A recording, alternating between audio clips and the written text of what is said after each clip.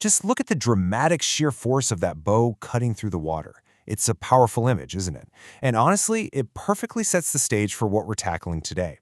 Welcome to this explainer. If you're involved in maritime operations, you already know the waters are shifting. And I don't just mean under the keel, but right there in the regulatory boardrooms. Today, we're providing your ultimate structured guide to navigating the upcoming IMO statutory requirements taking effect between 2025 and 2028. We're going to unpack these massive amendments spanning both maritime safety and environmental standards so you know exactly what's coming over the horizon. Because the clock is absolutely ticking, and the very first wave of these critical standards hits starting February 2025. If you're a fleet manager, an operator, or a ship owner, well, this explainer is built specifically for you. These impending deadlines aren't just suggestions. They are strict mandates that will impact an incredibly wide scope of vessels. We're talking about everything from massive cargo ships and gas carriers to high-speed craft and non-SOLAS vessels. You really need to know what applies to your specific assets and precisely when the hammer drops. To keep this actionable, we've broken this explainer into 5 key areas. We'll cover navigating new IMO regulations, driving ship energy efficiency, protecting marine ecosystems, enhancing essential maritime safety, and we'll wrap up with preparing your fleet today.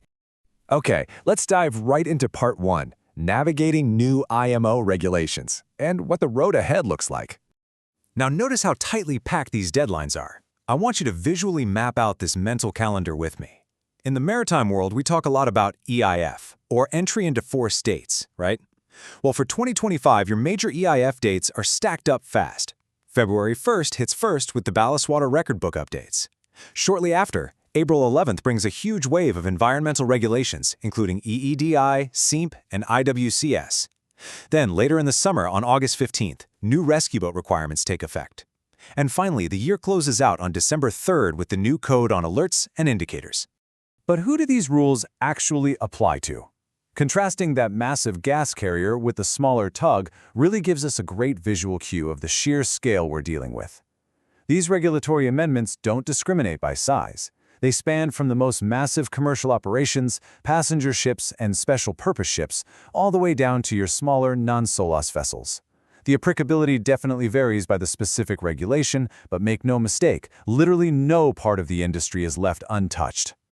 Moving on to Section 2, driving ship energy efficiency and how we are designing the future.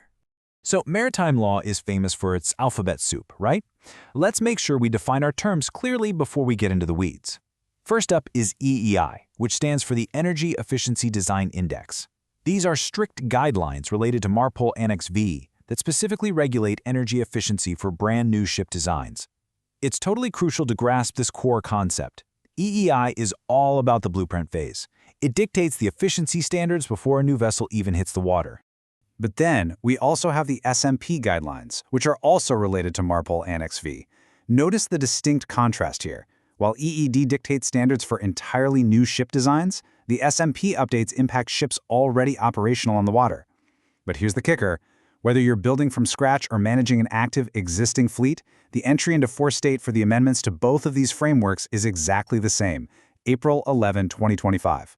So what exactly is changing on April 11th for EEDI? We're actually seeing highly specific testing standard replacements. The 2022 guidelines on survey and certification are being updated to replace older measurement standards for sea conditions, ship speed, and power curve development during sea trials. Fleet managers now have to strictly follow the ITTC recommended procedure 7.5-04-01-01.1 for the preparation, conduct, and analysis of speed and power trials 2024. Or, alternatively, you can adopt the ISO 15016-2025 standard. The main takeaway? The margin for measurement error is being systematically eliminated. Let's shift gears to Section 3, protecting marine ecosystems through water management. This brings us to the very earliest entry into force date on our entire timeline, February 1st, 2025. Fleet managers, you're going to need to update your ballast water record books, or BWRB. A newly revised form is being deployed that requires much more specific, additional details for your data entries. The whole goal here is to enhance and clarify the information being recorded regarding ballast water management. Ultimately, it's about preventing the spread of invasive aquatic species, which is absolutely critical. On top of that, by April 11th, stringent new protocols for in-water cleaning systems, or IWCS, kick into gear. Let's just walk through this chronological procedure. First off, operators must complete incredibly detailed cleaning reports. Second, your cleaning systems require independent, third-party testing and certification. Third, you've got to meticulously document any partial cleanings that happen across multiple port calls. And finally, and this is actually a brilliant bridge to our next section, you must implement strict lockout and tagout safety protocols. The IMO is basically directly linking environmental cleaning with operational risk mitigation. Which naturally brings up a pretty critical question. We've optimized these massive ships for the environment, right? We've updated the ballast reporting, we've refined our sea trial measurements, but how are we protecting the actual living crews on board? That takes us to Section 4, enhancing essential maritime safety to protect the crew. This is where we bring our energetic focus right to the human element of these regulations. We're stressing absolute protection for the mariners who actually navigate and maintain these vessels day in and day out. On or after August 15, 2025, any newly installed rescue boats must meet comprehensive new standards. We're looking at updated requirements for retroreflective materials to ensure maximum visibility, along with a massive bundle of 7 amendments to the LSA Code and 8 amendments to Resolution MSC.8170.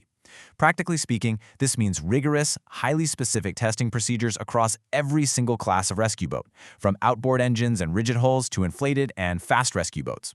The standards for surviving an emergency at sea are being universally raised, for sure.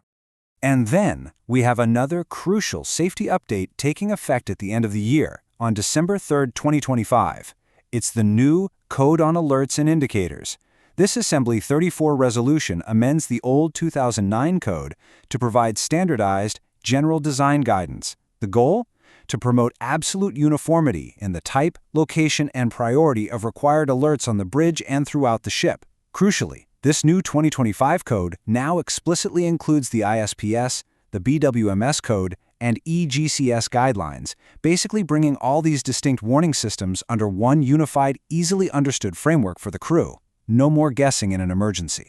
All right, bringing it home with Section 5, preparing your fleet today and the next steps. So, the crucial point is, beyond the major dates we've already covered, there are a few additional approaching requirements you absolutely need to keep on your radar. For instance, ship recycling requirements are becoming way more granular. They now require procedures that are highly specific to each individual vessel being dismantled. Additionally, expect to see revised standardized evaluation and test report forms for launching and embarkation appliances under the LSA Code.